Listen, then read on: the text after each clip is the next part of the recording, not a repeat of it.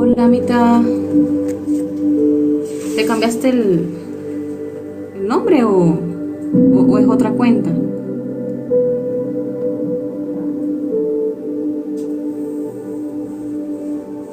Bendiciones.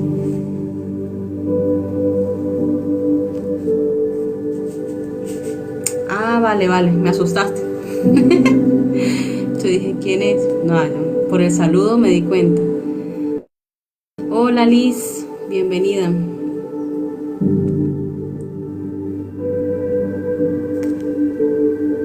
Pues bueno, ya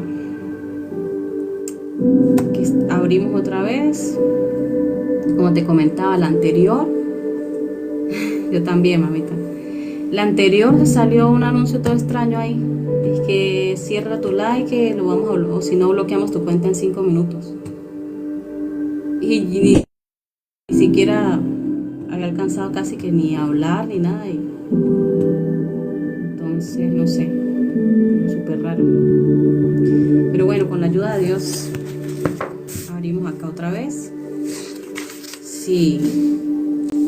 Yo no sé si es que alguna persona, aunque no creo, eso es cuando mucha gente, creo que cuando mucha gente reporta una cuenta es que no le tomé captura.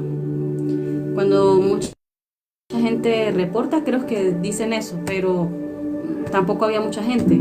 Por ahí ingresaron algunos, pero unos cuantos, eran pocos. Y salió ese anuncio de la nada. Yo por lo menos no tengo nada atrás, alguna, por ejemplo, algún anuncio atrás o algo así que sea que de algo que uno esté infringiendo, ni la música no tiene letra para decir que algo de la letra de la canción está infringiendo. Exacto, como te comentaba en el video que te pasé. Bienvenidos todos los que están allí conectados. Aquí hablamos de la palabra, enseñanzas de fe, de Dios. Y también estamos leyendo un libro que se llama Lunes con mi viejo pastor. Así hoy vamos a culminar el capítulo 4. El quinto lunes. Lo dejamos por la mitad. Hoy lo terminamos.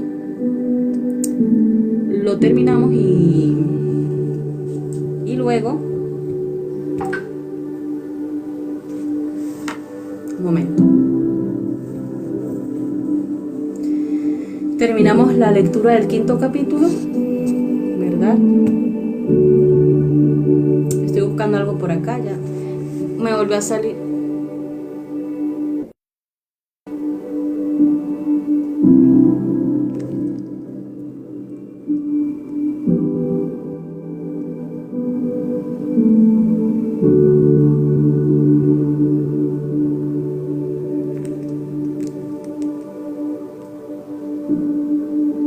Me volvió a salir el mensaje.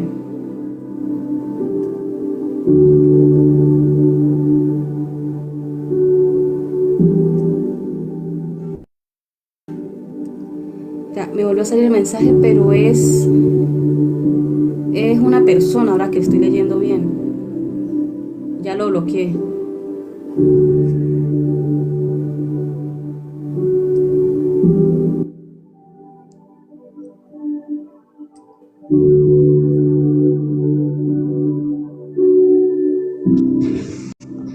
Mira, eso es una persona. Es una persona, pero tú te metes a mirar quién es y no sale información. Ya, te voy a meterme O sea, a ver porque yo vi que era. dice 0 seguidores, 0 no sé qué. Es un perfil falso. falso, alguien que te conoce. Claro, y uno se confunde porque como no tiene foto, tienes como una imagen Una de, yo no campanita. había visto que dice Alexander. Yo lo bloqueé ya, lo Sí, bloqueé. tienes, sí, Una persona que está eso. Ya saboteando. voy a bloquearlo.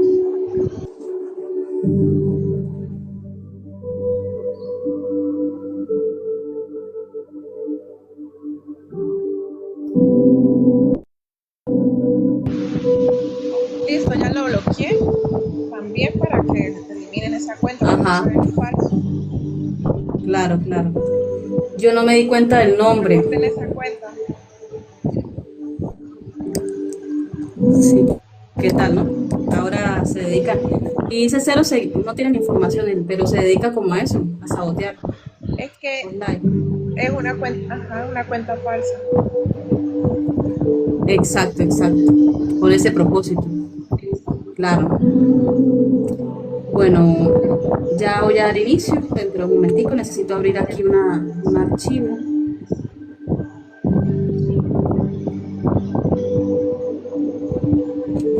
Bueno, el lunes con mi viejo pastor, ¿verdad?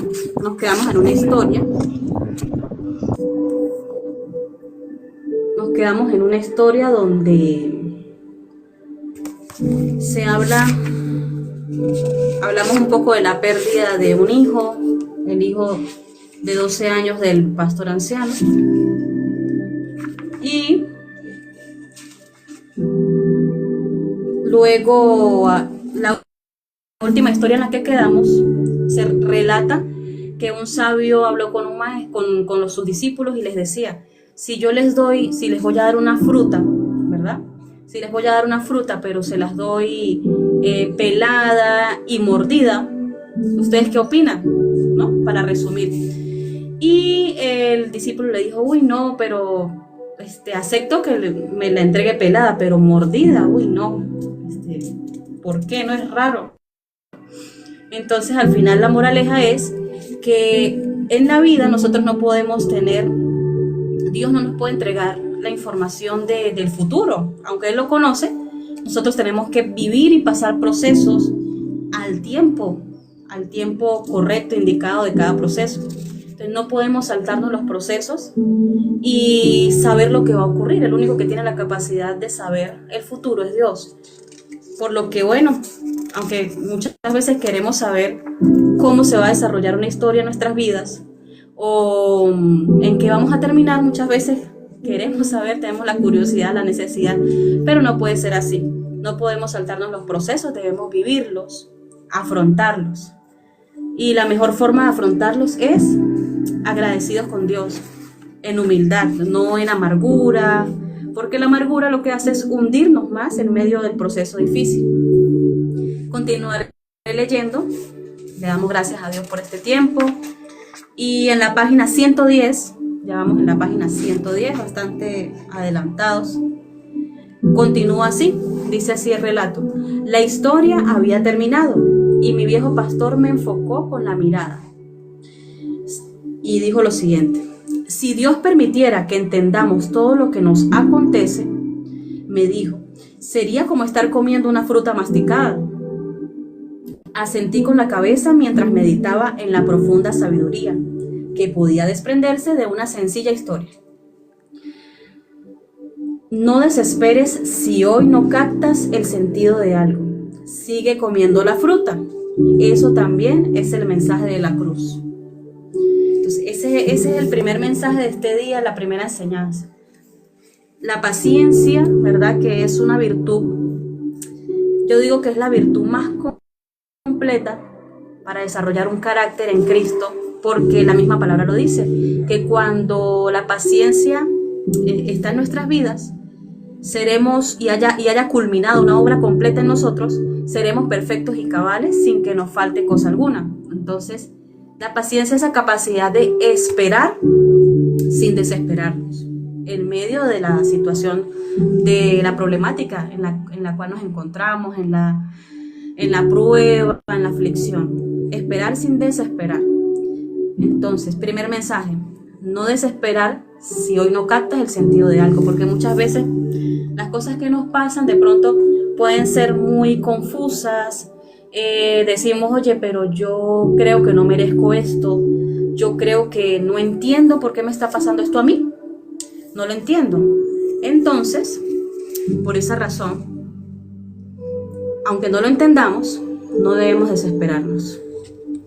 Hola Josué, bienvenido, bienvenido. Cristiana. Después dice el mensaje así, dice, señaló a la decena de crucifijos que decoraban aquella sencilla habitación. No entendemos lo que allí ocurre hasta que visitamos la tumba del huerto y la encontramos vacía. Demasiado a menudo nos desesperamos en medio de la tormenta, cuando lo único que deberíamos hacer es confiar y esperar. La tempestad pasa y entonces descubrimos que las mismas olas que nos aterraban sirvieron para alterar el curso de nuestra navegación, haciéndonos recalar en el puerto adecuado. Quiere decir que Él utiliza las tormentas para llevarnos en la dirección correcta. Bendiciones, David Galindo. Gracias. Bienvenido también. Entonces, en la lectura de este libro, ¿verdad?, que se llama Lunes con mi viejo pastor, hace una pregunta. Dice, ¿quiere decir que Él utiliza las tormentas para llevarnos en la dirección correcta? Y las lágrimas para aclarar nuestra visión. Como dijo Lord Byron, se puede ver más lejos a través de una lágrima que por un telescopio. Se puede ver más lejos a través de una lágrima que por un telescopio. ¿Qué opinan ustedes de eso? Y bendiciones para ti, Jazz. Espero que Evelyn tenga pronta recuperación o curación de lo que tiene. Estaremos orando por eso.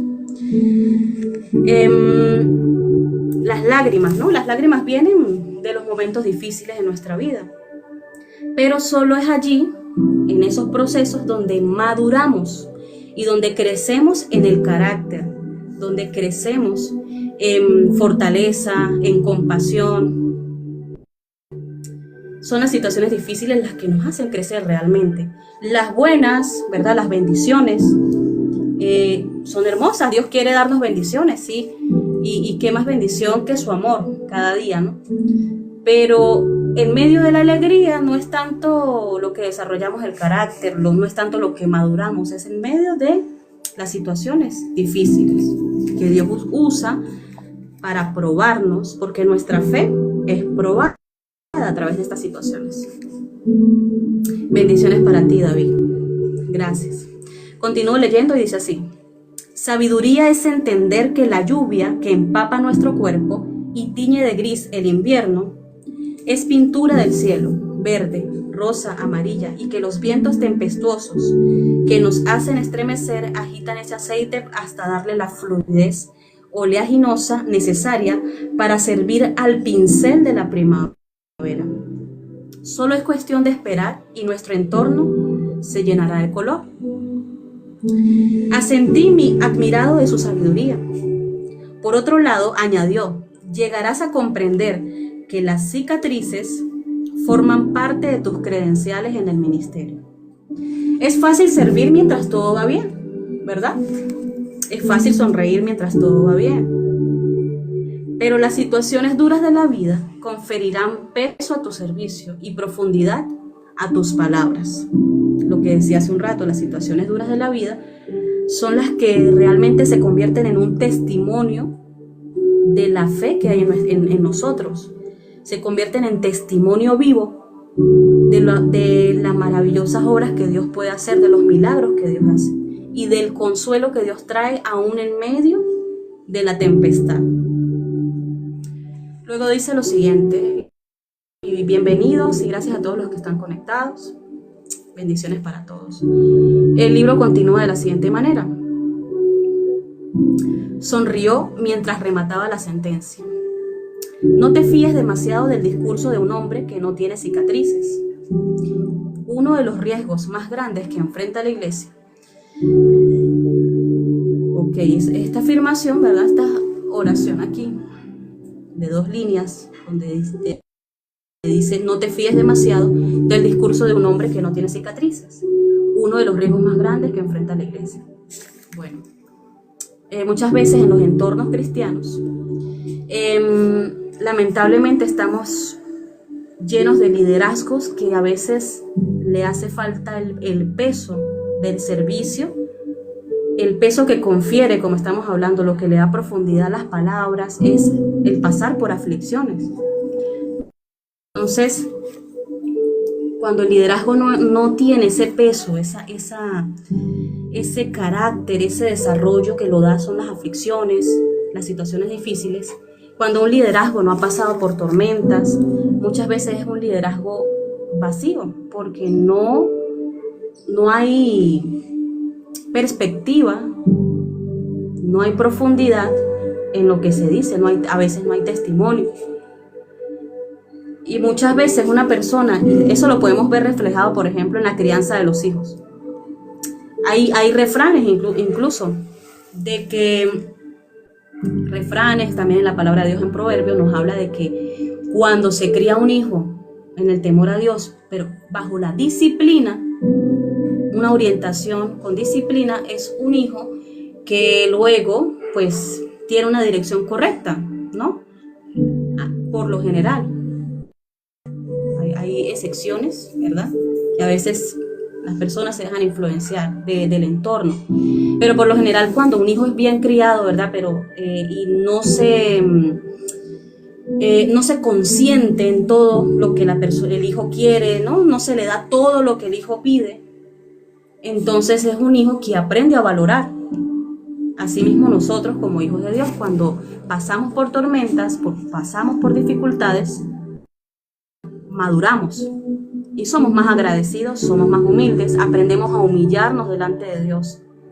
Aprendemos y entendemos que Dios es soberano por encima de mis deseos, que nosotros no podemos torcerle la mano a Dios a mi favor, porque hay cosas que Dios determina, sí podemos pedirle a Dios, ¿verdad? Por nuestras aflicciones, Señor, pero más allá de pedirle que quite mi aflicción, lo que debo pedir es que el Señor me enseñe a cómo debo yo vivir este tiempo, esta temporada que Él me ha puesto a vivir, porque tiene un propósito, que me enseñe el propósito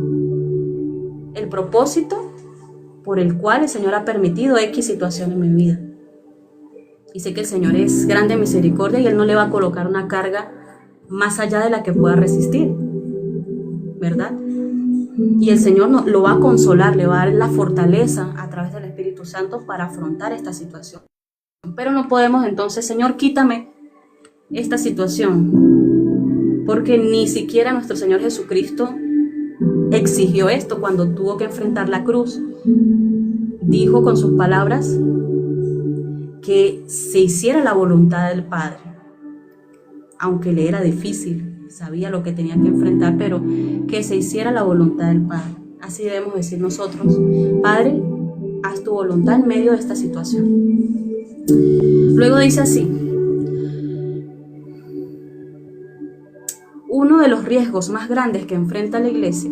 Se acarició la barbilla pensativo, calculando la siguiente frase: una de las circunstancias que puede herir mortalmente a una congregación es estar liderada por personas que tengan kilómetros de influencia, pero centímetros de profundidad.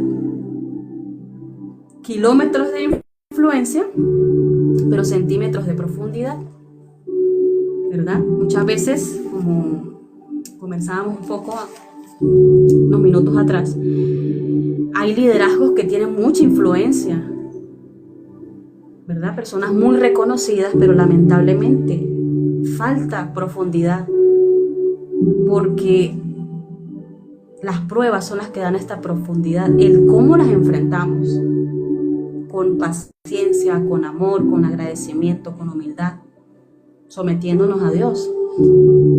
Las pruebas y adversidades nos hacen madurar.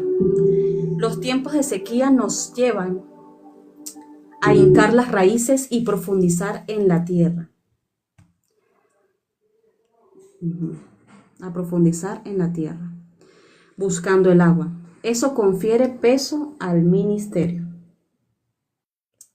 Le miré fijamente y me embargó la seguridad de que muchas de las arrugas que le surcaban no eran pliegues en la piel, sino marcas de batalla. Su rostro se había orientado de nuevo al gran ventanal. Le observé reflejado en el cristal mientras reflexionaba en la frase de Arthur Miller. Vamos a ver qué dice esta frase. Arthur Miller: no me arrepiento en absoluto de haber corrido todos los riesgos por aquello que me importaba. De ese calibre era mi viejo pastor. Por eso su discurso tenía tanto peso, por eso destilaban sabiduría sus palabras. No soportes la cruz, ámala. ¿Qué quiere decir esto? No soportes la cruz, ámala. Que esa situación que usted tiene, todos son probados en distintas cosas, que esa situación que usted está pasando no es para soportarla o como que, ay, voy a sobrellevar esta amarga cruz, es para amar lo que estamos viviendo, abrazarlo, pidiéndole a Dios la fortaleza y el pronto auxilio que solamente Él nos puede dar. Hola Salvador, bienvenido. Bendiciones para ti. Te voy a enviar una invitación para más tarde puedas dar tu comentario. Bueno, continuamos con la lectura. Dice de la siguiente manera: no soportes la cruz, ámala. Te quedarían todavía fuerzas para soportar otra historia. Casi pedía perdón con la mirada y su gesto me pareció graciosamente infantil. Sí, el gesto del pastor anciano.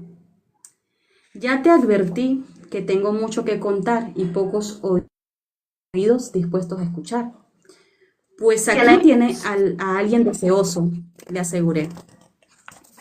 Y entonces comenzó. Aquel hombre cargaba una pesada cruz. Empezamos con una historia. Aquel hombre cargaba una pesada cruz. La portaba arrastrándola con enojo y resignación. Es eso a pesar de que muchos le habían advertido que la cruz es más ligera al que la lleva que al que la arrastra. Pero él desoía los consejos y seguía arrastrando su cruz amargamente.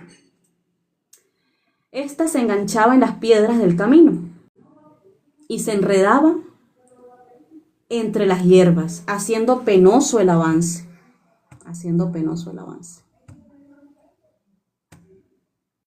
Un momentico para verificar algo acá en el internet.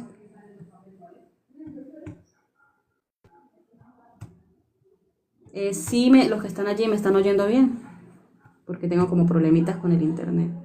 No sé, me avisa. O se corta.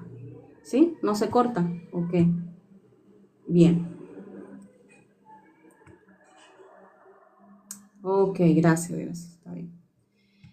Entonces seguimos con la historia de la cruz. Una persona que no llevaba la cruz, sino que la arrastraba, ¿verdad?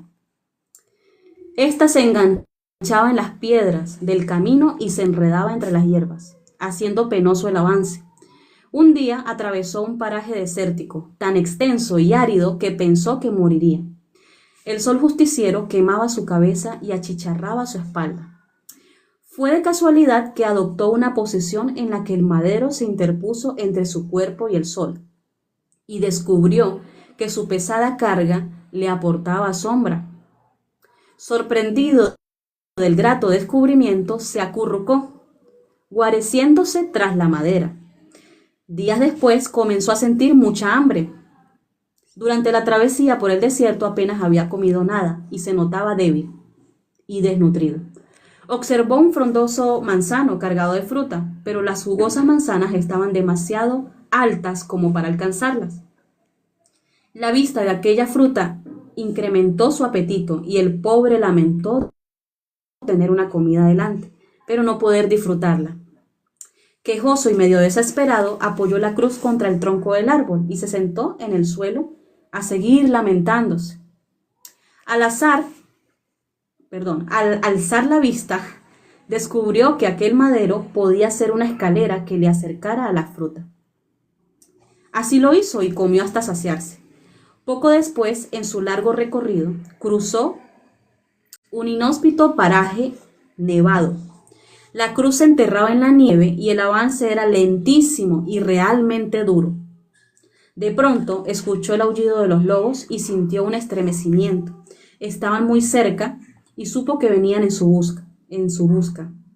Pronto pudo oír al veloz avance de las fieras hambrientas. Echó a correr, pero el arrastre de la cruz le dificultaba la carrera. Varias veces pensó en abandonarla, pero el firme compromiso que hiciera un día de llevarla toda la vida le hizo desestimar la idea. Optó por abrazarla y correr a ella. Descubrió que así era más ligera. Corrió y corrió sintiendo que las fieras se acercaban. De pronto se detuvo en seco. Ante él se abría un abismo. Se trataba del profundo cauce de un río seco. Buscó con desesperación un puente, pero no lo encontró. Los lobos se acercaban y él rompió a llorar. Presa de la furia y el miedo, arrojó la cruz a un lado y ante sus ojos, que se abrieron desorbitados, ésta al caer se apoyó en un extremo y en el otro de aquel cauce seco, convirtiéndose en un puente para él. Cruzó rápidamente y mientras abrazaba de nuevo su cruz, observó cómo los lobos, en el otro lado del abismo, se retiraban decepcionados. Desde ese día vivió abrazado a la cruz y la convirtió en el centro de su vida.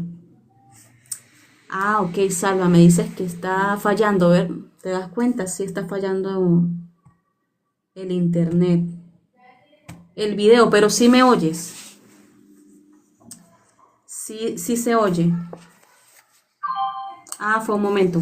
Ok. Vale. Bueno, aquí lo que podemos observar en esta historia, ¿verdad? Es que la cruz, va bien el video y el audio, ok, gracias. Esa cruz que él tanto tenía, ¿verdad? La llevaba amargamente. Llevaba esa cruz. ¿Qué es una cruz para cada uno de nosotros? Esa situación difícil, esa prueba, esa circunstancia que muchas veces es algo que nos persigue por años, que arrastramos incluso hasta por años. Una situación, ¿verdad?, que debemos soportar en nuestra vida. Pero esa cruz que cargamos, esa situación que cargamos, realmente, si nuestro corazón realmente la recibe con amor, agradecimiento, en humildad, nos hace acercarnos más a Dios. Nos acerca a abrazar esa cruz, abrazamos la cruz.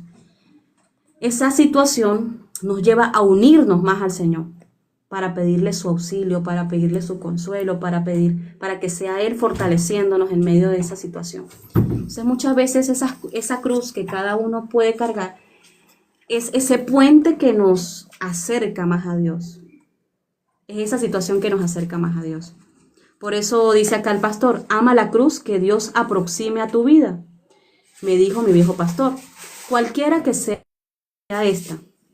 A veces la cruz tiene la forma de una enfermedad. En otras ocasiones adquiere el increíble peso de la soledad o de la dificultad económica. Llevar la cruz implica pagar un precio alto, pero te lo aseguro, vale la pena. En cualquier momento descubrirás que esa cruz se torna en una escalera que te alza a nuevas alturas, o en sombra que te protege en situaciones extremas. Entonces sí, esa situación, bendita situación, dicen algunos, a veces es bendita, sí, porque nos acerca al Señor, nos hace rendirnos a Dios, a confiar en Él, en su soberanía, en que Él tiene realmente, si consideramos que Dios es soberano, entendemos que Él tiene el control de nuestra situación, Él tiene el control de esa cruz, de esa situación de aflicción que está en nuestra vida. Madruga para expresar el amor. No había soltado el retrato, sino que continuaba estrechándolo en su seno, pero en ese punto cambió de tema. Fue un giro tan radical que me pilló por sorpresa, dejándome perplejo. Ámala, me dijo. Ama a María.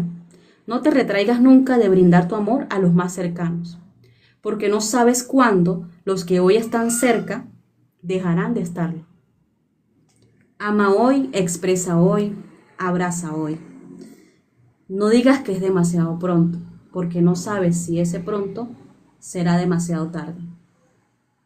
Madruga para amar, porque en ocasiones la noche llega de repente, truncando el más bello mediodía. Y entonces las frases que debieron pronunciarse, pero quedaron cautivas, saltan de la garganta a la conciencia y allí quedan como un peso intolerable. Totalmente, es otra de las enseñanzas que podemos ver, ¿verdad?, en este día con la lectura de este libro. Que muchas veces dejamos para más tarde lo más importante, que es expresar el amor a nuestros seres queridos, a nuestra familia, a quien lo necesite,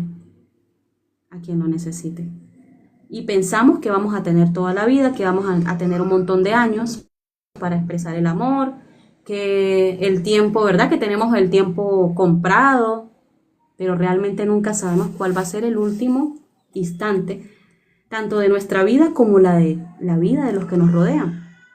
En cualquier momento puede ser. Entonces, las frases que debieron pronunciarse, pero quedaron cautivas, saltan de la garganta a la conciencia, y allí quedan como un peso intolerable. Y mientras lo decía, apretaba contra su corazón la foto de su hijo ausente. Recordemos que el que está dando estos consejos perdió a su hijo. Él tiene conocimiento de lo que es una pérdida. Sabe muy bien lo que es pasar por ese duelo tan difícil de la pérdida de un hijo. Sorpresivamente, Raquel, la esposa del pastor, el pastor anciano, hizo su entrada con una bandeja sobre la que traía el humeante café. Al verle sosteniendo aquel retrato, dejó la bandeja sobre la mesita, se sentó junto a su esposo y le abrazó tiernamente, interminablemente.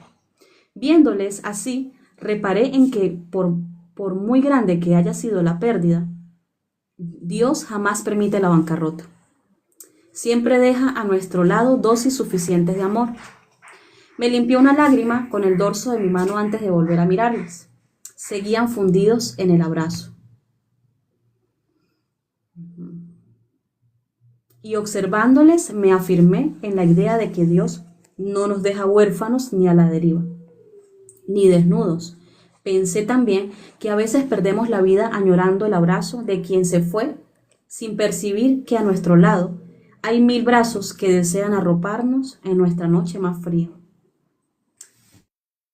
Sobre esto es importante decir lo siguiente, que muchas veces estamos en un duelo en nuestra vida, ¿no? Y es válido, porque como seres humanos, cuando perdemos a alguien importante, muchas veces son pérdidas que durante toda nuestra vida nos van a doler.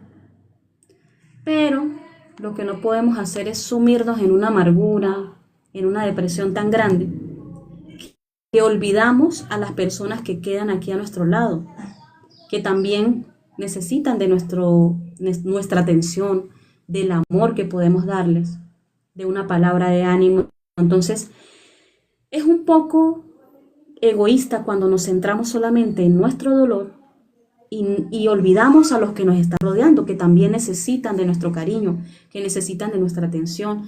Hay otras personas sufriendo también a nuestro lado.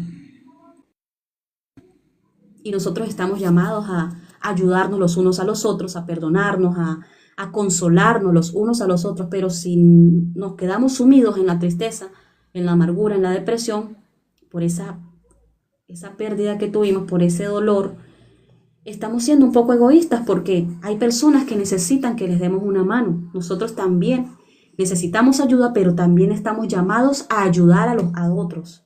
Estamos llamados a extender nuestra mano a otra persona. Entonces, bueno, recordar eso de que otros también necesitan de nosotros, no solamente nosotros necesitamos. Nosotros estamos llamados a ayudar a los que nos rodean, y para eso tenemos que fortalecernos en Dios, para salir fortalecidos aún en medio de esa circunstancia penosa. Yo les pediría que me adopten el viejo pastor y su esposa y que me molesten lo que quieran con las historias, ¿verdad? Claro, Qué hermoso lo que se puede aprender con ellos.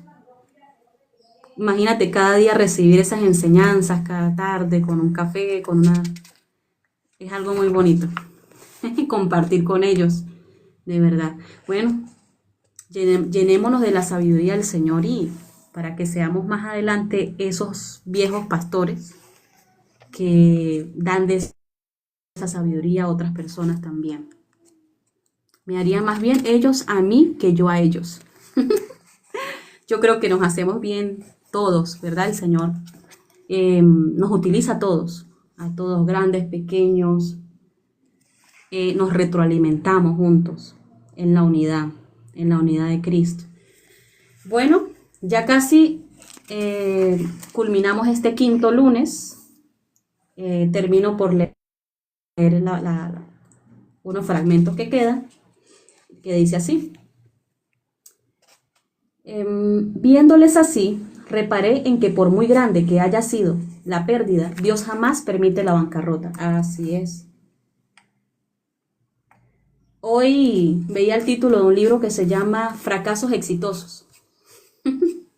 Se parece a lo que estamos hablando ahorita. Imagínate esa palabra, cualquiera diría, uy, pero ¿cómo va a ser un fracaso exitoso? ¿Verdad? Porque muchas veces asociamos el éxito con que nos vaya bien en todo. Pero realmente los fracasos son la fuente del éxito. Mucha gente que ha logrado cosas y los aparentes fracasos transforman el alma totalmente. Tanto eso, los fracasos se convierten en una transformación a nuestra alma, como muchas personas que hoy en día lograron ciertas cosas a nivel de mérito o algo que inventaron, crearon, tuvieron que fracasar muchísimas veces antes de lograrlo. Entonces, por eso son fracasos exitosos. Y un fracaso exitoso también es que, por ejemplo, fracasaste en algo, aparente fracaso, ¿verdad? Pero te levantas. Y un fracaso total es quedarse arrodillado, quedarse caído allí. Ese es un fracaso total, no levantarse. Pero realmente Dios nos levanta, Dios nos da esa capacidad para levantarnos y solamente el hecho de levantarnos y seguir es una victoria en nuestras vidas. Continúo leyendo, dice así. Siempre Dios deja a nuestro lado dosis suficientes de amor. Me limpié una lágrima con el dorso de mi mano antes de volver a mirarles. Seguían fundidos en el abrazo y observándoles, me afirmé en la idea de que Dios no nos deja huérfanos ni a la deriva, ni desnudos. Pensé también que a veces perdemos la vida añorando el abrazo de quien se fue, sin percibir que a nuestro lado hay 1000 brazos que desean arroparnos en nuestra noche más fría. Las palabras del sabio poeta indio resonaban en mi mente. Si de noche lloras porque no ves el sol, las lágrimas te impedirán ver las estrellas. Si de noche lloras porque no ves el sol, las lágrimas te impedirán ver las estrellas. Quiere decir que en medio de esa noche más oscura, de esa noche de dificultad, ¿verdad? En medio aún de eso hay estrellas, hay cosas hermosas que al nosotros vivir, sumidos en la tristeza, en el querer que esa situación pase, al vivir en esa inconformidad, no alcanzamos a ver la belleza de lo que Dios está haciendo en medio de eso. No alcanzamos a verlo. Deseé correr a casa para encontrarme con María, con su esposa, el joven pastor. Anhelé con todas mis fuerzas apreciarla hoy, abrazarla hoy. No es demasiado pronto, no lo es. ¿Cuántos? Yo sé que todos han pasado por pérdidas. ¿Y cuántos pensaron que esa persona iba a durar un largo tiempo? Y voy a visitarla el próximo año, por ejemplo. Voy a ir a la casa de tal persona dentro de una semana, ya es muy pronto, ¿verdad? Muchas veces decimos es muy pronto, esperemos.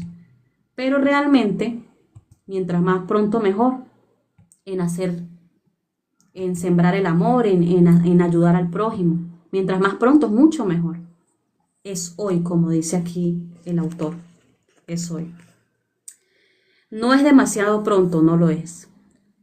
Quiero que todas las sentencias de amor sean pronunciadas a tiempo, que ninguna palabra de aprecio ni una sola expresión de amor quede en la recámara de mi garganta, para pesar luego sobre mi conciencia. La visita fue breve, pero definitivamente intensa. No me sorprendió escuchar una nueva rosa roja abriéndose a la noche quieta del verano. Tomé uno de los pétalos entre mis dedos y aprecié su belleza y perfección mientras susurraba. Y aquí está la frase final. La frase que finaliza este capítulo, ¿verdad? El quinto lunes dice así: siempre hay brillo en la noche, y aún la más terrible oscuridad puede ser el útero donde se geste un nuevo día. Hay estrellas cobijadas en los pliegues de las sombras. Y la vuelvo a repetir, dice así: siempre hay un brillo en la noche, y aún la más terrible oscuridad puede ser el útero donde se geste un nuevo día. Hay estrellas cobijadas en los pliegues de las sombras. Así es. Dice acá Salvador, el útero sería la semilla que germinará en el futuro, ¿verdad? Podría verse de esa manera. Dice, aún la más terrible oscuridad puede ser el útero donde se geste un nuevo día. El útero, o sea, aún en la peor situación, ¿verdad? Cuando esa aflicción está en su peor punto, en su oscuridad máxima, ¿verdad? Puede ser un indicativo de que viene el amanecer. Es un indicativo de que viene el amanecer, por eso hay que perseverar y resistir. Porque muchas veces en el peor momento de esa situación de aflicción que se tiene, en el momento donde usted más siente que va a soltar la toalla, de que no puede, es el punto, o como dice acá, el útero, donde se va a gestar un nuevo día. Un nuevo día. Que puede ser dentro de una hora, que puede ser mañana, que puede ser dentro de un año. O sea, el tiempo sí lo conoce Dios. Y ahí es donde entra en juego la paciencia que debemos tener. Porque nuestros pensamientos no son sus pensamientos y muchas veces nuestros tiempos no son sus tiempos. Y ahí es donde debemos tener paciencia porque Él es soberano en las decisiones que puede determinar en el destino, ¿verdad?, de nuestras vidas. Bueno, quedamos para el sexto lunes en una próxima transmisión que dice así: observa y preserva la salud de tu familia. Una de las credenciales más poderosas de un ministro es su familia. Una de las credenciales más poderosas de un ministro es su matrimonio y su familia. Ok, quedamos para esta parte en la próxima transmisión. Sin embargo, pues continuamos en esta transmisión hablando y conversando de temas de fe también, diversos temas. En el momento tenemos un invitado especial, Salvador, desde España, que nos va a traer una pequeña enseñanza sobre la transfiguración. Una enseñanza bíblica sobre ella. Bueno, te dejo el espacio y muchas gracias por estar aquí, Salva. Hola, muchas gracias a ti por invitarme y que Dios les bendiga a todos los que escucháis el live. Y bueno, quería traer, aparte de la enseñanza de la propia transfiguración, también explicar desde mi punto de vista, obviamente me puedo equivocar, ¿no?, el por qué Elías y Moisés.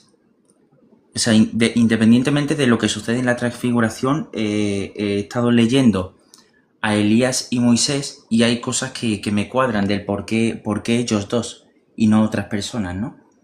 Y bueno, en principio la transfiguración es uno de los acontecimientos más importantes del Evangelio. No el que más, pues porque también está por ejemplo, Uy, es que hay un montón. El bautismo de Jesús también es súper importante. Sí, importantísimo. Pero bueno, hoy estamos hablando específicamente de la transfiguración y en ese momento Jesús llevó consigo a aunque sabemos que Jesús nos ama a todos, él tenía como tres personas que eran como, Claves, como de pronto. importantes, sí, algo así, como especiales entre sus apóstoles, ¿no? Que eran Santiago, Juan y Pedro, de los cuales a Juan lo llaman el discípulo amado, porque fue el único que no le negó, el único que aguantó hasta la cruz. De hecho, fue el único que no fue mártir, si no me equivoco, y el que más tiempo duró aquí en la tierra. Él llegó a anciano. El caso es que subieron al monte, a lo alto del monte, y allí en el rostro Jesús fue resplandecido como el propio sol, pero no solamente él, también sus vestidos. Esto es importante, ya entenderéis por qué también menciono sus vestidos. Se vuelve totalmente blanco, como deslumbrante, ¿no? Por un instante esos discípulos están contemplando la gloria que Cristo posee desde toda la eternidad como Hijo de Dios. Y no es casualidad que aparezcan Moisés y Elías, porque Moisés representa la ley y Elías representa a los profetas. Lo que se está señalando en ese momento es que toda la historia de la salvación, lo que está escrito en la Biblia y lo que Jesús también hizo, pero no ha quedado en la Biblia escrito, todo eso apunta a Cristo, es lo que se está manifestando precisamente en ese momento. Todo lo que se ha preparado en el Antiguo Testamento, que se ha podido perder con el tiempo, ¿no? Que hay muchos libros que se han podido perder, ¿no? Todo apunta a él. De hecho, tanto la ley como los profetas que ya se anunciaban, por ejemplo, en Malaquías, hay un momento en Malaquías en el que se habla de Elías, de que Elías va a anunciar a Cristo. O sea, en el Antiguo Testamento ya se hablaba, sin utilizar lo que es la palabra transfiguración, pero ya se hablaba de la transfiguración, solo que en ese momento la gente no sabía de qué se estaba hablando, por eso tenía que llegar Cristo para dar luz a todo esto. Hay un momento en el que Pedro, lleno de admiración, ¿no? por esa situación, exclama: Señor, qué bien estamos aquí. Y está tan contento que se dejó llevar un poco por sus emociones. Sabíamos que Pedro era como muy... Hay una palabra para esto.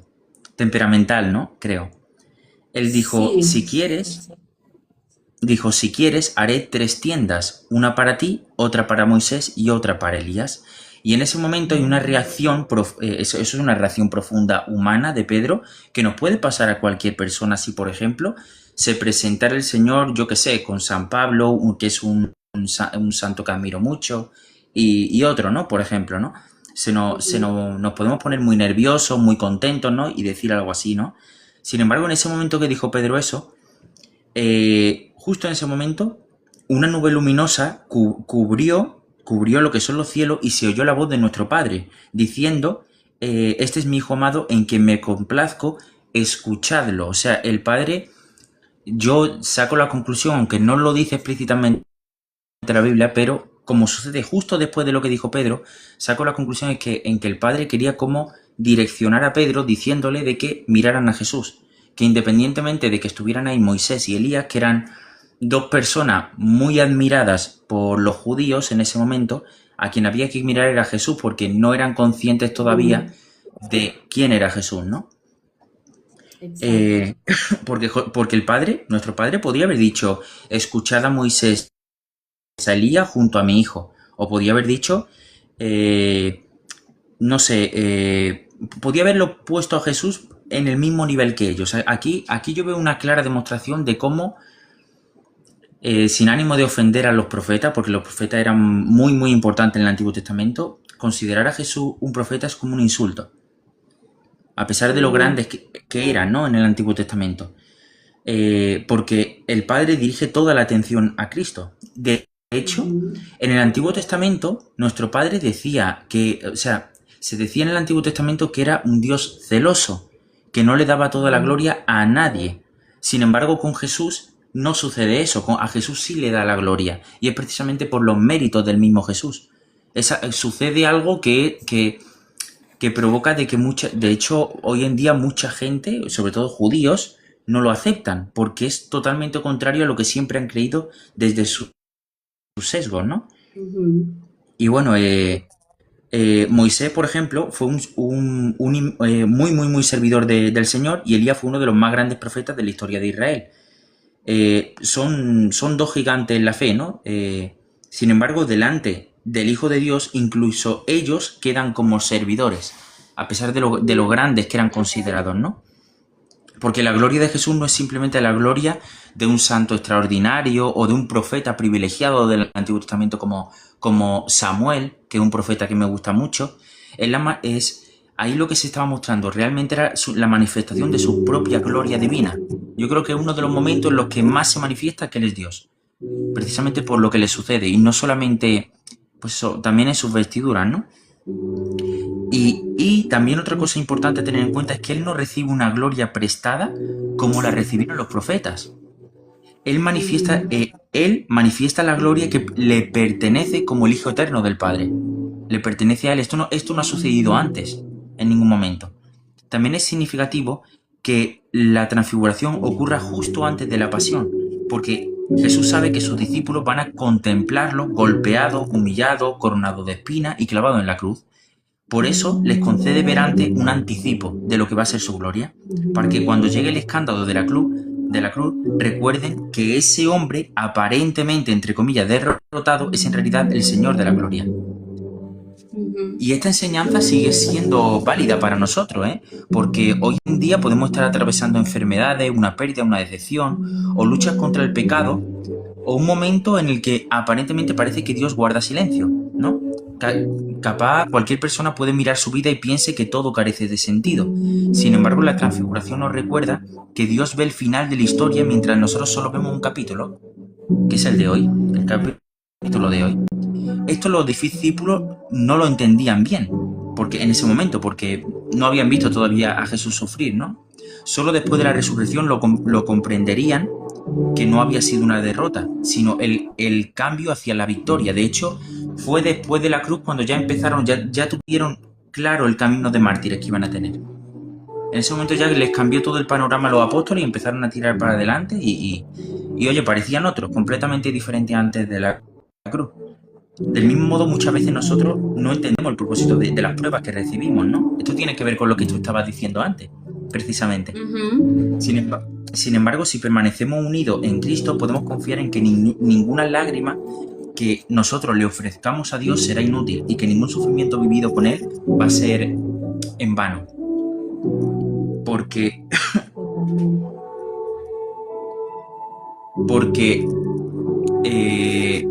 de la misma manera, después de la cruz, en la tumba al final ya no hay nadie. La tumba ahora está vacía, ¿no? Que es lo que nos muestra que en el momento, no sé si recordarás que en la misma Biblia, estos 3 días que Jesús estuvo aparentemente muerto, bueno, que realmente murió, ¿cómo estaban todos en esos 3 días? Precisamente como estamos muchos hoy en día, que creemos que todo está perdido. Seguramente los apóstoles también pensaban que todo estaba perdido durante esos 3 días. Y eso, pues esa tiene que ser la esperanza de todo cristiano. O sea, el cristianismo está basado sobre todo en la resurrección.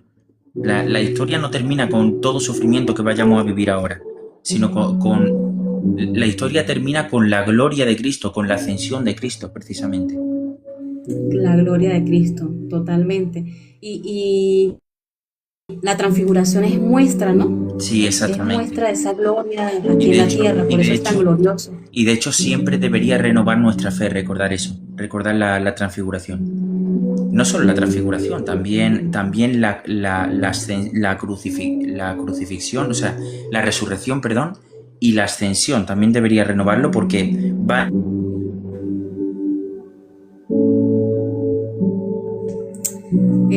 Creo que se silenció el micrófono, Salva.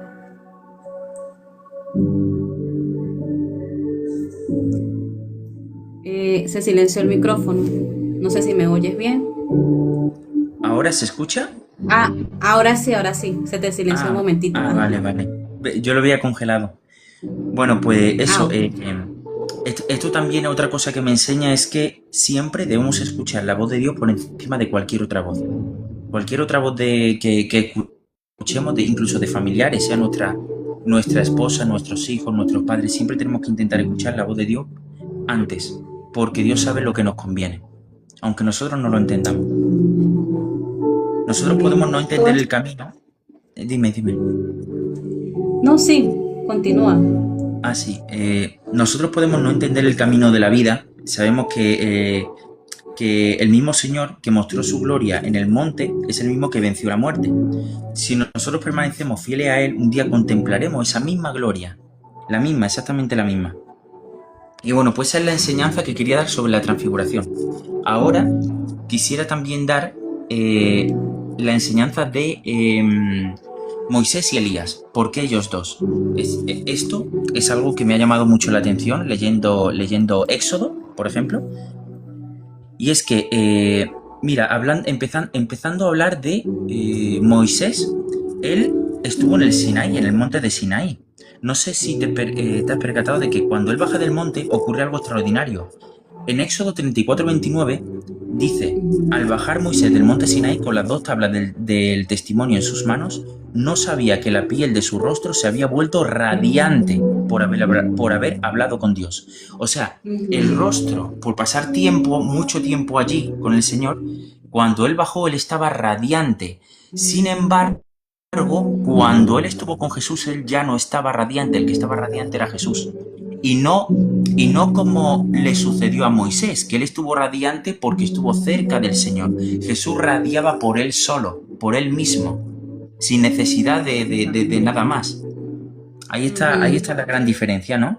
La comparación, exacto. Exacto. Y de hecho, cuando bajó Moisés, incluso el pueblo tenía miedo de acercarse a él, y por eso Moisés se cubrió el rostro con un velo. Y bueno, ¿qué más? A ver.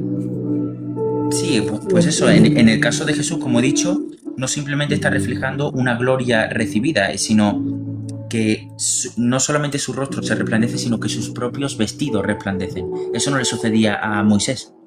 A él le resplandeció el rostro, pero no los vestidos. Totalmente.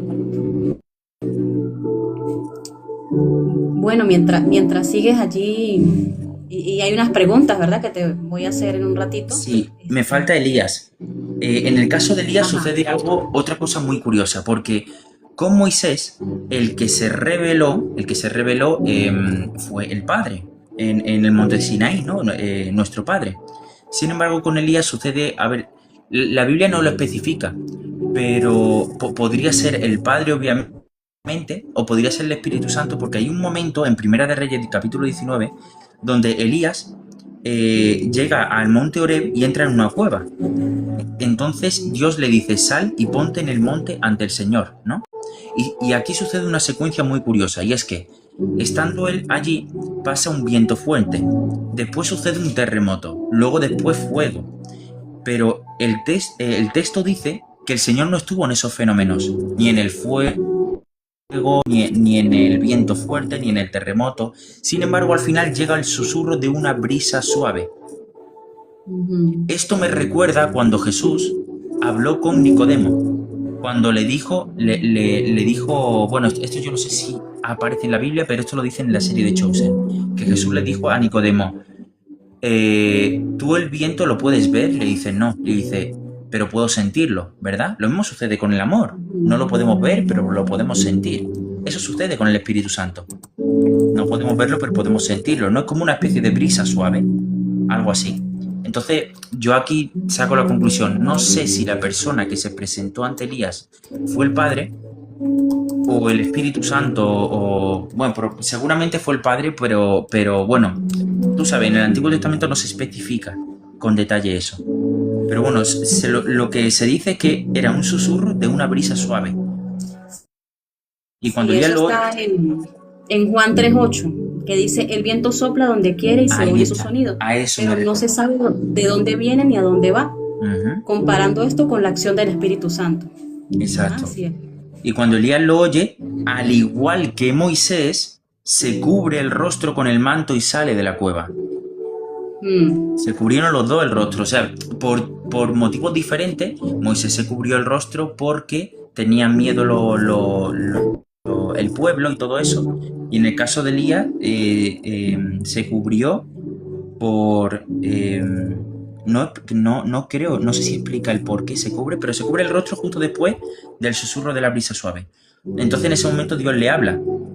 Y bueno, pues eso es lo que quería explicar. Ok, muchas gracias, Alba. Muchas gracias por ese mensaje que trajiste acerca de la transfiguración. Muchas veces no es un tema del que se hable mucho, ¿no? Ajá. Se me ha olvidado contar una cosa muy importante. Sí. Moisés y Elías están hablando en la transfiguración, están hablando con Jesús sobre su partida. Partida significa también éxodo. Y curiosamente, éxodo es lo que estuvo viviendo Moisés en el Antiguo Testamento. Sin embargo, Jesús va a realizar un éxodo en Jerusalén.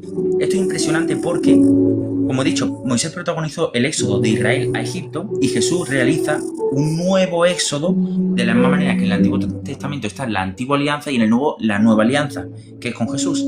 Jesús ahora va a realizar un nuevo éxodo, pero mucho mayor que el que ha hecho Moisés, porque mediante su pasión, muerte y resurrección va a liberar al hombre del pecado y de la muerte. O sea, está a otro nivel en comparación con el Antiguo Testamento. Por eso Lucas utiliza precisamente la palabra éxodo. Tiene una conexión bíblica muy fuerte. El éxodo de Moisés, la liberación de Egipto, y el de Jesús es pues el del pecado y la muerte. Nuestra liberación espiritual, ¿no? Porque el otro éxodo es una liberación tan física, ¿no? Visualmente vemos cómo el pueblo fue sacado de esa esclavitud, pero también tiene semejanza con lo que hizo Cristo de liberarnos de la esclavitud del pecado. Así es. Y bueno, pues continuamos. Igual puedes quedarte allí para algunas preguntitas. Pongo en contexto un poco de pronto al que se ha conectado luego. Estamos hablando de la transfiguración. Que la transfiguración fue un momento especial, ¿verdad? Que se relata en la Biblia, donde Jesús permitió que 3 de sus discípulos vieran de forma visible parte de su gloria. Es un momento en el cual, imagíneselo usted, ¿no? ¡Wow! Poder tener ese privilegio de ver parte de la gloria divina de Cristo. Eso debe ser algo grandioso, maravilloso. Y Pedro, Jacobo y Juan, ¿verdad? Fueron a un monte con nuestro Señor Jesucristo y delante de ellos, Él cambió su apariencia. O sea, su rostro resplandeció y sus vestidos se volvieron blancos, según lo que relata Mateo 17, el 1 al 2. Y luego, algo más asombroso, aparecieron Moisés y Elías y hablaron con Jesús.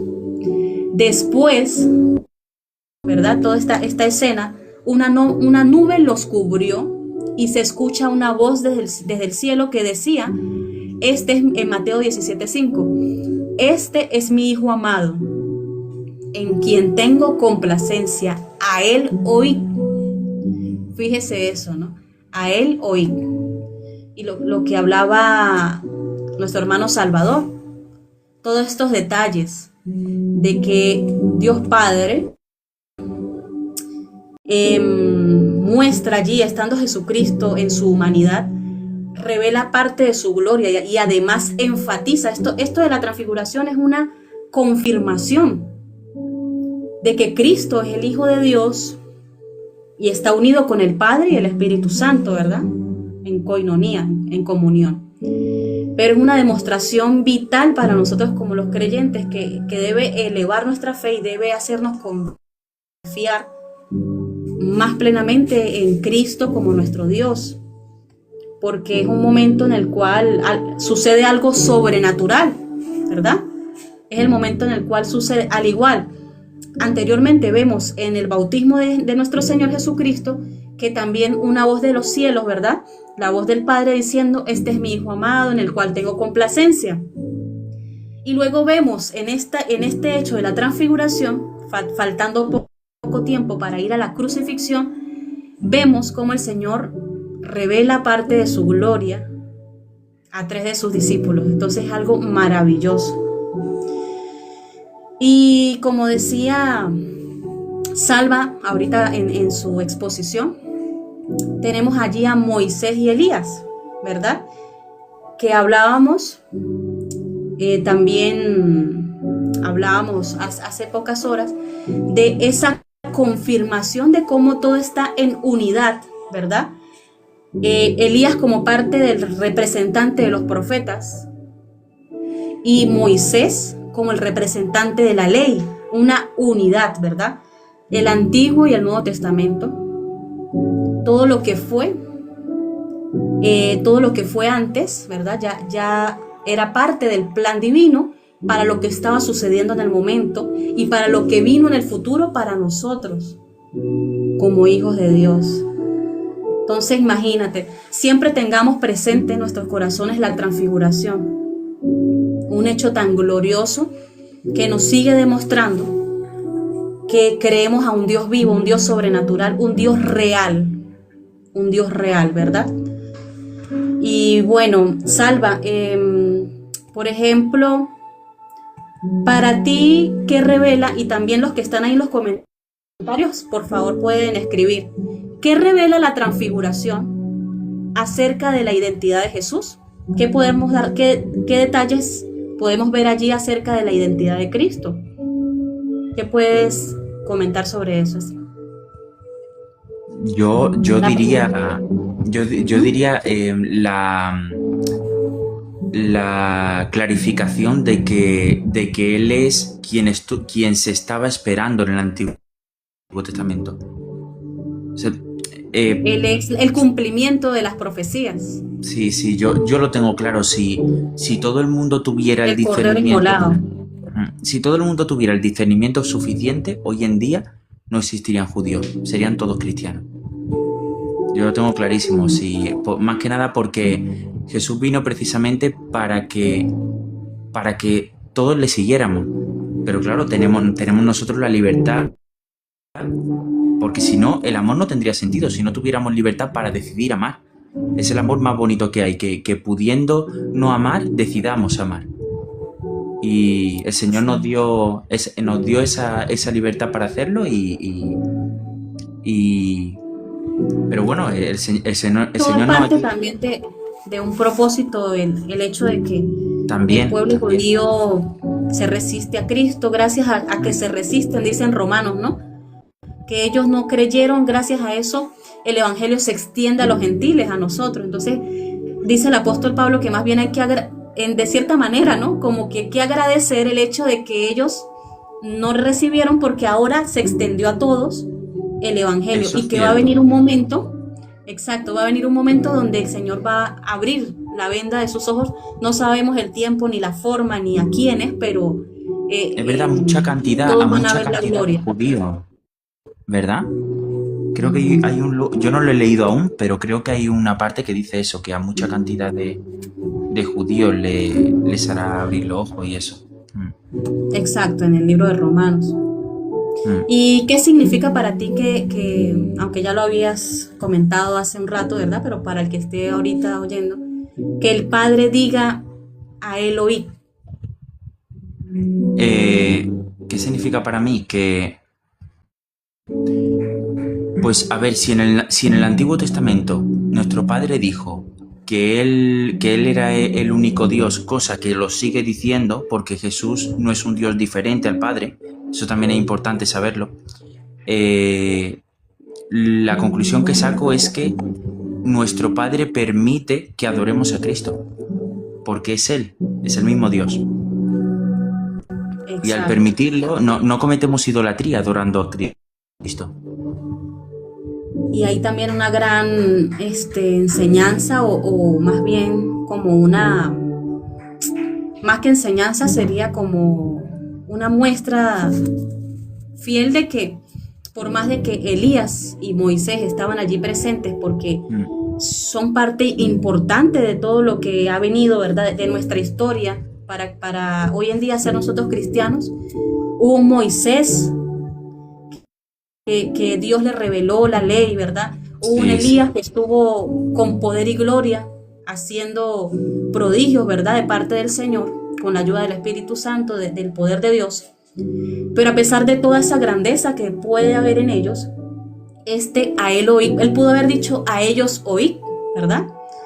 Pero se centra en Cristo, es cristocéntrico, ¿no? Para que también tengamos esa sí, yo me esa imagino, revelación y esa... yo me imagino otra escena, no sé, en la que en vez de aparecer Jesús, Elías y Moisés, aparecieran, por ejemplo, Salomón, que también era muy querido en el Antiguo Testamento, no sé, el rey David, o Samuel también, y que de repente apareciendo ellos tres y todos con las manos en la cabeza, sorprendidos, ¿no? Y queriendo arrodillarse, de repente aparezca el Padre y que se queden como que ya no son nada en comparación con el Padre, ¿entiende? Como que ha aparecido el único el que tenemos que adorar. El Rey de Reyes. Amén. Exacto. Es para tener... Y son hombres que admiramos y debemos seguir su ejemplo, pero el Señor que aún caminó entre las personas, ¿verdad? Entre nosotros, es el Rey de Reyes. De hecho, Que es muchas muy personas importante. lo consideran como un profeta más a ciertas religiones, ¿no? Un Sí, profeta más, una persona más, musulmán. pero no. La transfiguración nos dice que no era así. Sí, Ajá, sí, te oigo, perdón. esa es la religión musulmana, si no me equivoco. De hecho, tengo entendido, en el Corán tengo entendido de que aunque consideran a Jesús el penúltimo profeta, se ve en el Corán que Jesús hace más cosas grandiosas que el propio último profeta de ellos. O sea, es muy extraño eso. Pero bueno, yo tampoco me he leído el Corán como para entender todo eso. A lo que yo quiero llegar, lo que yo quería decir antes era que, como tú has dicho, está muy bien admirar mucho a muchos santos, ¿no? Ya sean del Antiguo Testamento o del Nuevo Testamento, pero siempre tenemos que recordar que todo lo bueno que han hecho esos santos, ya sea, voy a decir mis preferidos, del Antiguo Testamento Samuel, del Nuevo Testamento San Pablo o Juan Bautista, ¿no? Son muy, muy preferidos míos. Todos ellos, yo no los admiraría si no fuera porque ellos comieron del Señor. Ellos recibieron gracia del Señor.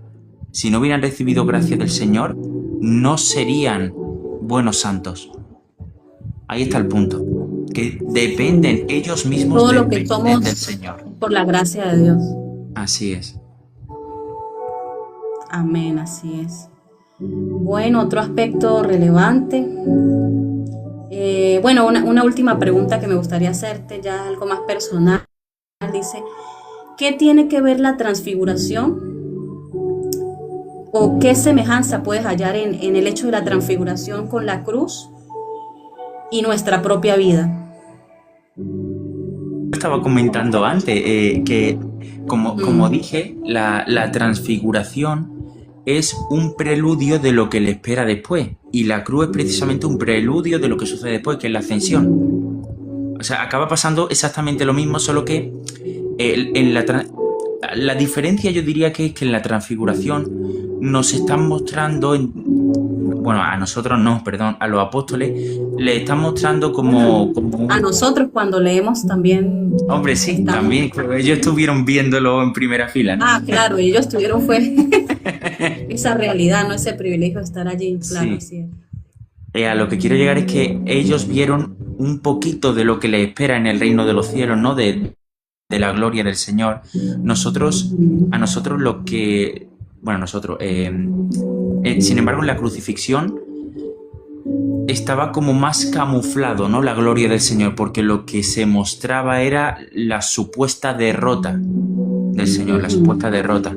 Estaba como más camuflado. De hecho, tengo entendido que el maligno creía que se había salido con la suya, pero era una trampa de que no esperaba él. Exacto. Pues como decíamos, de los fracasos exitosos, el fracaso más exitoso del mundo, el aparente fracaso, digamos, aparente para el enemigo, pero realmente una gran victoria para todos nosotros como hijos de Dios. Así es. Y bueno, maravilloso tener esto presente, de que Jesús mostró quién era realmente parte de su gloria, pues que los discípulos tuvieron el placer y el privilegio de poder caminar con el Maestro, de poder ver los milagros, pero en la transfiguración pudieron contemplar la gloria y la majestad. Y Dios Padre, ¿verdad? Al decir a Elohim y al estar allí, en esa presencia entre ellos, lo que está diciendo el Padre es, esto no es simplemente un maestro más, ¿no? Gracias, Neudi. Dios te bendiga, gracias. No está diciendo, este es un simple maestro más. Este es mi hijo, escúchenlo, ¿verdad? ¿Y por qué esto es importante? Es importante porque ocurrió cuando Jesús estaba acercándose a la cruz. Los discípulos iban a ver cómo Cristo iba a ser rechazado, cómo iba a sufrir tanto, ¿no? Hasta ir a la muerte, tanto sufrimiento. Pero es maravilloso porque a pesar de que venía ese momento el Señor muestra su gloria para decirles y que su confianza estuviera en esa gloria que Él mostró en la transfiguración, para mostrar parte de su gloria y que ellos tuvieran esa confianza de que aunque venía ese momento tan duro, tenían que seguir confiando porque vieron la gloria de su divinidad, ¿verdad? Entonces, algo que podemos nosotros tomar como ejemplo práctico para nuestra vida cuando llegue momentos de dificultad, que también está muy unido a lo que hablamos hace un rato en el libro Lunes con mi viejo pastor, tiene mucha unidad. Estaba hablando de esos momentos de esa noche oscura, ¿verdad? Esos momentos donde estamos cargando una cruz pesada, una dificultad. Cuando llegue el momento en que no entendamos lo que está pasando, ¿a quién debemos mirar? Debemos mirar a Jesús, que venció en la cruz del Calvario, y nosotros tenemos como promesa, porque Él venció, nosotros vamos a vencer. Porque Él resucitó, nosotros vamos a resucitar también. Y esa es nuestra esperanza. Y no ha mentido, sino que el Rey de Gloria ha mostrado su gloria tanto a sus discípulos como en todas las proezas que hizo. Muchos lo vieron resucitar, o sea, no son cuentos, son cosas visibles, cosas que realmente tienen testigos y muchos testigos de que esto fue real. Por eso es que nuestra esperanza no puede desfallecer. Y finalizo con esta frase: la transfiguración fue una manifestación visible de la gloria de Jesús, que confirmó a sus discípulos que Él es verdaderamente el Hijo de Dios, y que aun cuando en el camino pasara por la cruz, debían seguir creyendo, escuchando y confiando en Él. Y yo quiero que usted tome esta palabra para su vida. Aun cuando el camino, ¿verdad?, te lleve por el cargar una cruz pesada, una dificultad, debemos seguir confiando, escuchando y creyendo en el Señor. Amén. Entonces le damos gracias a Dios por este tiempo. Gracias, Salvador, por estar acá con nosotros, compartirnos. A ti, muchas gracias por invitarme. Bueno, fue un placer compartir contigo y con todos los que están allí conectados, todos los que han podido conectarse. Y espero que el Señor haya hablado a sus corazones, a su vida. Sé que es así.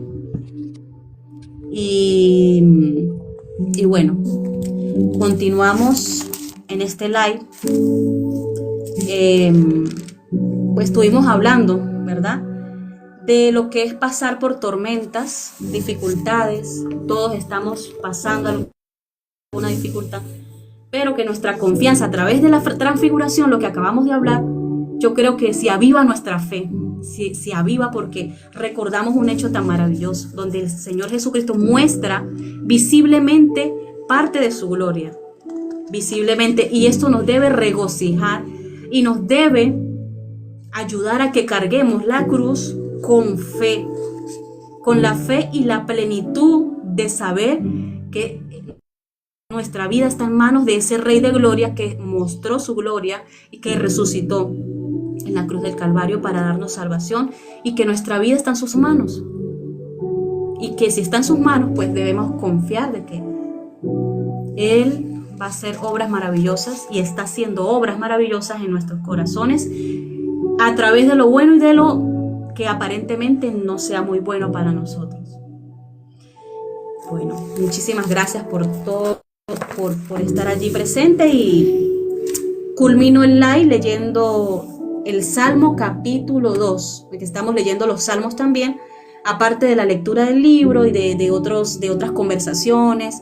Si alguno de ustedes quiere conversar, dar un comentario, un testimonio, también pueden decírmelo en los comentarios y pueden subir para poder hablar allí. Lo pueden hacer. Y bueno, cerramos con la lectura del Salmo capítulo 2. Lo puede buscar también cada uno si desea buscarlo.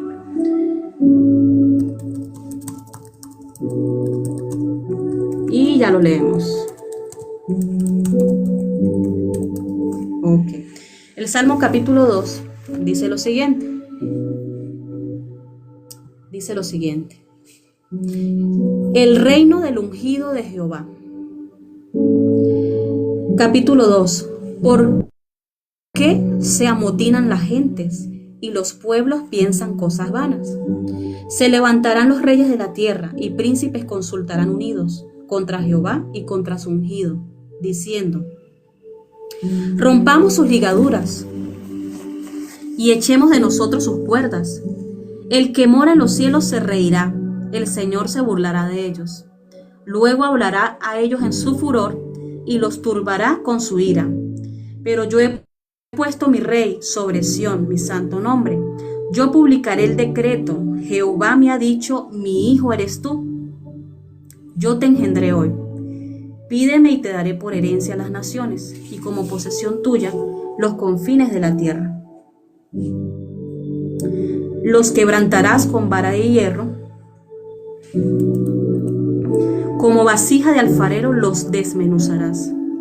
Ahora pues, oh reyes, sed prudentes, admitid amonestación, jueces de la tierra, servid a Jehová con temor y alegraos con temblor. Honrad al Hijo, para que no se enoje y perezcáis en el camino, pues se inflama de pronto su ira. Bienaventurados todos los que en él confían. Salva, una pregunta. ¿Tú tienes allí el Salmo 2 en tu versión, de casualidad?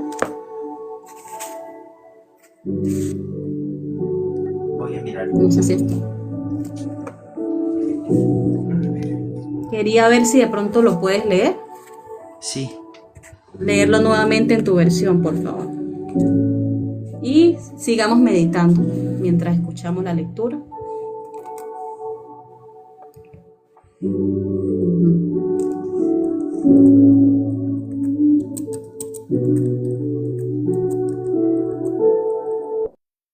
Estamos leyendo el Salmo capítulo 2 y ya hablaremos tres puntos claves sobre este Salmo. 3 puntos claves sobre el Salmo capítulo 2. Y lo escuchamos nuevamente. ¿Versículo? No, el Salmo capítulo 2. Vale. Leo, ¿no? Ajá. Bendiciones, hermano. Perdona un momentico. Nelson Rodríguez, bendiciones. Un abrazo para ti. Gracias por vernos desde Isla de Margarita. Qué bien, qué bonito. Ahora sí, escuchamos la palabra del Señor. Gracias. El Señor y su Mesías.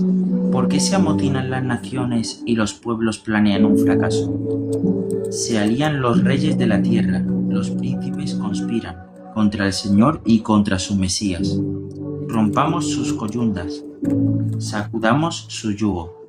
El que habita en el cielo sonríe, el Señor se burla de ellos. Luego les habla con ira y los espanta con su cólera. Yo mismo he establecido a mi rey en Sión, mi monte santo. Voy a proclamar el decreto del Señor. Él me ha dicho: tú eres mi hijo, yo te he engendrado hoy. Pídemelo, te daré en herencia las naciones, en posesión los confines fines de la tierra. Los gobernarás con cetro de hierro, los quebrarás como jarro de loza. Y ahora, reyes, sed sensatos, escarmentad los que regís la tierra, servid al Señor con temor, rendidle homenaje temblando, aprended la enseñanza, no sea que se irrite y vayáis a la ruina, porque se inflama de pronto su ira. Dichosos los que se refugian en él. Amén, muchas gracias. Gracias por leernos el Salmo en tu versión. Y bueno, yo sé que allá donde tú estás en España es un poco tarde para ti, así necesitas de pronto retirarte y eso tranquilo, no hay problema. O si vas a estar otro rato, pues muy bien, ya casi estamos terminando. Sí, me voy a quedar hasta el final. Bueno, muchas gracias. Y a todos los que están allí conectados, bendiciones para ustedes, un abrazo. Estamos hablando, bueno, ya hemos hablado de varias cosas. En este momento estamos centrados en el Salmo capítulo 2. Amén, hermano Nelson Rodríguez, bendiciones. Amén, el Señor utiliza estos medios, debemos utilizar estas herramientas para predicar su palabra, así es. El Salmo 2 es considerado un salmo mesiánico, ¿verdad? Porque es un salmo que apunta proféticamente a la venida del Mesías o a su reino, cómo va a ser su reino, ¿verdad? Por eso es considerado un salmo mesiánico, porque también tuvo un cumplimiento histórico en la época de los reyes de Israel, especialmente relacionado al rey David y su descendencia, porque nuestro Señor Jesucristo viene de la descendencia del rey David. Por eso apunta este salmo a ser un salmo mesiánico, profético hacia la descendencia de nuestro Señor Jesucristo. ¿Y por qué es mesiánico? Porque habla de un rey ungido por Dios con una autoridad superior a la de cualquier rey humano, ¿verdad? Habla de el reino del ungido de Jehová. También habla de donde dice, Jehová me ha dicho, mi hijo eres tú, yo te engendré hoy. En Hechos capítulo 13, versículo 32, Pablo explica que Dios cumplió esa promesa al levantar a Jesús. El apóstol Pablo, ¿verdad?, cita el versículo para mostrar la superioridad del Hijo de Dios. Entonces también habla de dominio. Este salmo habla del dominio del Mesías sobre todas las naciones. Sabemos, ¿verdad?, por las profecías, que el que va a tener dominio, aunque el rey David fue un rey que tuvo dominio, ¿verdad?, en Israel, victorias, derrotas, pero realmente el que va a tener dominio de todas las naciones va a ser Cristo, nuestro Señor Jesucristo. Podemos ver también en Apocalipsis, ¿no?, parte de esas profecías, cuando dice el Salmo 2:9, los quebrantarás con vara de hierro, ¿no? El hierro es algo que es fuerte. ¿Y qué más fuerte y poderoso que el reinado de nuestro Señor Jesucristo? Cuando Él domine todas las naciones de la tierra, toda rodilla se doblará ante el Señor, ante nuestro Dios. Además de esto, ya después de hablar de por qué es un salmo mesiánico, hay 3 puntos claves que hablaremos hoy. Número 1, ningún poder humano puede levantarse por encima del gobierno de Dios. Ningún poder humano va a poder levantarse por encima del gobierno de Dios. En el versículo del 1 al 3 vemos que dice, ¿por qué se amotinan las gentes? ¿Por qué la gente se amotinan, ¿verdad?, se alebresta? Y los pueblos piensan cosas vanas. El salmista David está mostrando allí cómo las naciones, y eso lo podemos ver, lo podemos ver en la actualidad, cómo las naciones intentan rebelarse en contra del Señor. Los mandatarios de las naciones, ¿verdad?, los reyes de los presidentes, los mandatarios, haciendo leyes en contra de los principios bíblicos, ¿verdad? Y si hay reyes de pronto, o hablando en términos reyes en esos tiempos, pero si hay presidentes que se levantan a instaurar algo bajo los principios de Dios, entonces tenemos a los pueblos rebelándose, ¿verdad?, en contra de los principios divinos. Eso lo vemos en las noticias a diario, ¿verdad? El salmista muestra a las naciones, muestra cómo las naciones intentan rebelarse en contra de Dios y contra su ungido. Ok, ahorita en un ratito te permito para compartir lo que dices, Rodrigo. Aplicación. ¿Qué aplicación podemos tener en la vida práctica? ¿Podemos o estamos permitiendo que Dios gobierne? Ya hablando de nuestro corazón, ¿verdad? ¿Estamos permitiendo que Dios gobierne nuestra vida realmente? Para hacernos esa pregunta. Que Dios gobierne nuestras decisiones, por ejemplo. Acudimos a Él en todo tiempo. Practicamos la piedad. Practicar la piedad o ser una persona piadosa significa tener en cuenta a Dios en todas las áreas de su vida, tenerlo en cuenta para cada decisión, para cada movimiento. Tengo en cuenta de realmente a Dios como quien gobierna mi vida. O estamos luchando en contra de su voluntad, por ejemplo. Luchar en contra de la voluntad de Dios también tiene que ver con que el Señor ha determinado algo para nuestras vidas. El Señor ha permitido algo para nuestras vidas y nosotros nos enojamos con Él o hacemos oraciones exigiendo que cambie esa situación. Exigiendo. Cuando de pronto es Dios que ha permitido esa situación para moldear nuestro carácter, para moldear nuestras vidas. Entonces muchas veces estamos luchando en contra de la voluntad de Dios. El Señor nos invita a reposar o descansar, entrar en el reposo de la confianza en Él, confiar en Él plenamente. Que podemos pedir al Señor, sí, podemos pedirle que nos ayude o que de pronto una situación que tenemos pues de enfermedad o cualquier otra pues que nos ayude, que de pronto ya no esté, pero no podemos exigir, siempre tenemos que tener en cuenta es Señor, hágase tu voluntad, hágase tu voluntad en mi vida, ¿verdad? Número 2, entonces, número 1, ningún poder humano puede levantarse por encima del gobierno de Dios. Pero hoy en día, ¿verdad? Hoy en día las personas se consideran dioses. Las personas se consideran su propio Dios, establecen sus propios principios, el relativismo, ¿verdad?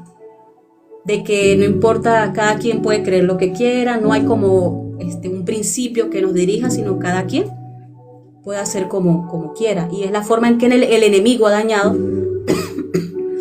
a la sociedad para que no exista una guía de lo que Dios quiere hacer en la vida del ser humano, que Dios lo que quiere es el bien del ser humano, el bien del ser humano, el bien de todo aquel que sigue obedientemente sus principios.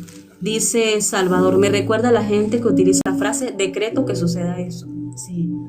Yo no estoy de acuerdo con eso de yo decreto que suceda esto, como una forma de exigir que la voluntad de Dios se tuerza a mi favor. No es algo bíblico que digamos. Número 2, la verdadera esperanza está en rendirse al rey que Dios estableció, es decir, al Señor Jesucristo. El Salmo termina con una invitación a no resistirse al rey, sino refugiarse en él, ¿verdad? Que dice al final, bienaventurados todos los que en él confían. Bienaventurados todos los que en él confían. Nosotros, más allá de admirar a Cristo, debemos reconocerlo como el Señor, como nuestro Señor, pero si lo reconocemos como nuestro Señor, debemos obedecerle como tal. La confianza en Dios se revela en la obediencia, se revela en la obediencia en Él. Por ejemplo, un ejemplo práctico. Si usted tiene hijos, ¿verdad? Y le dice a su hijo que no haga algo porque se va a hacer daño, le va a hacer daño a su vida, y ese hijo desobedece, más allá de una desobediencia es falta de confianza en usted porque no está creyendo lo que usted ha dicho. Entonces nosotros cuando desobedecemos no estamos confiando en el Señor plenamente, y esta palabra nos invita a confiar en el Señor. Si confiamos en Él, va a ser fácil obedecerle porque hay confianza. Creo lo que mi Padre me está diciendo. Número 3, ¿verdad? Como número 3, Dios sigue reinando aunque el mundo parezca fuera de control. Salmo capítulo 2, versículo del 4 al 6 dice: el que mora en los cielos se reirá, el Señor se burlará de ellos. Que las personas piensan que se burlan de Dios. Realmente Dios es el que al final, si no hay un arrepentimiento, Él va a hacer justicia y va a ser al contrario de lo que las personas piensan que se están burlando. Este versículo que dice Dios, pues claro, si lo leemos de esa manera, sin analizar, pensaremos, oye, ¿por qué Dios se va a burlar? No, la burla es mala, no es en forma de una burla de desprecio, no es un desprecio a la humanidad, sino es una seguridad de que Él va a hacer justicia. Es la seguridad y la confianza de que Él no está fuera de control, aunque la gente piense que está fuera de control, que Él no está reinando, ¿verdad?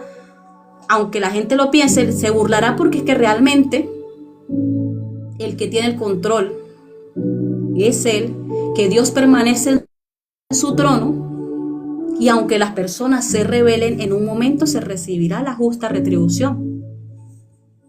Y allí es el momento donde el lloro y crujir de dientes, como se dice, ¿verdad? Donde la risa se va a convertir en llanto si no hay un arrepentimiento genuino.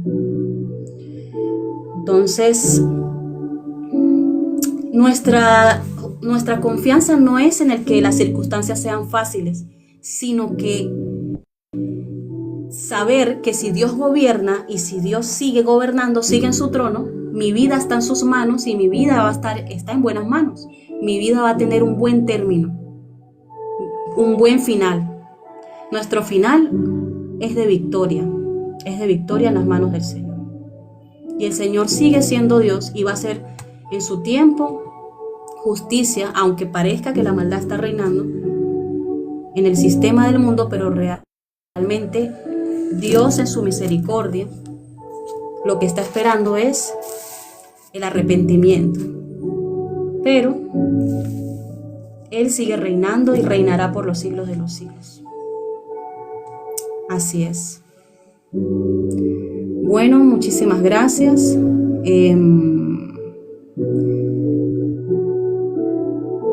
Te subo un momento, Rodrigo, para que nos compartas lo que tienes por compartir.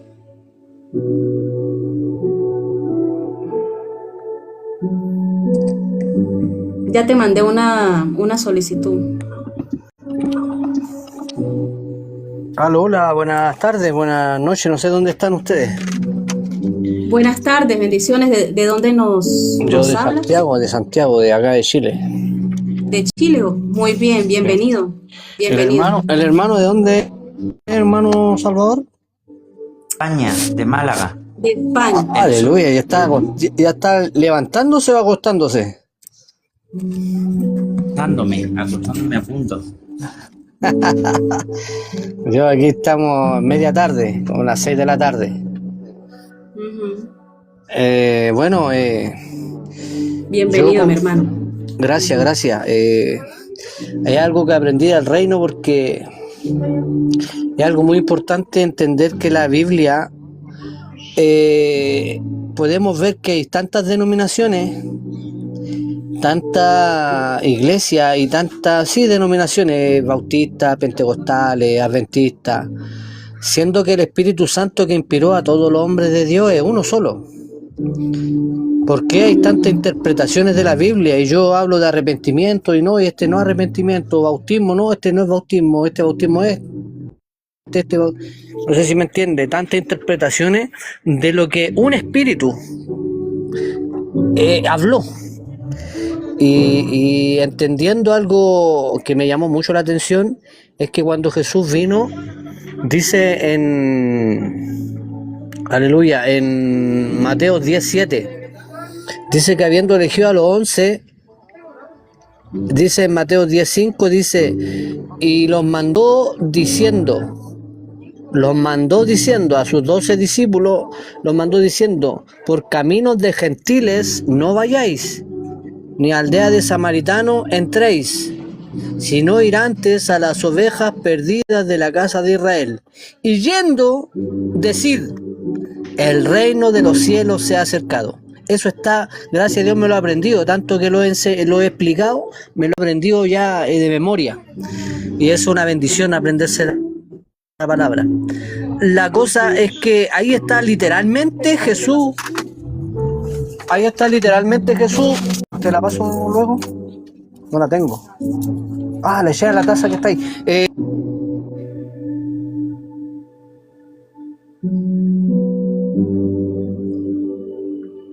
¿Qué pasa? Envíame la invitación.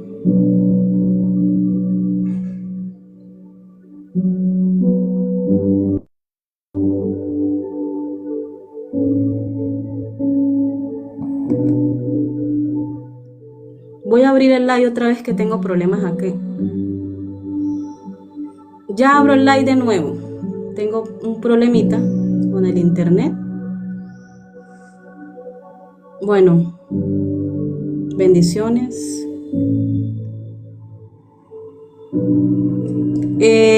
Ahorita que vuelvo a abrir live, hermano, te subo.